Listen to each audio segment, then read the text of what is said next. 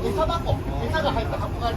これが1つ3人分入ってます。人数分ありますね。3人1組で使ってください。那三个人一盆饲料盒，不是2个人一盆哦，哈，3个人3位。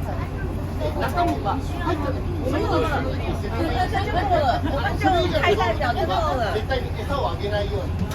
那里面呢有很多种不一样的饲料跟食物，那不是让我们乱喂的哦。我们到每一个区域，它会告诉我们现在的动物适合吃什么。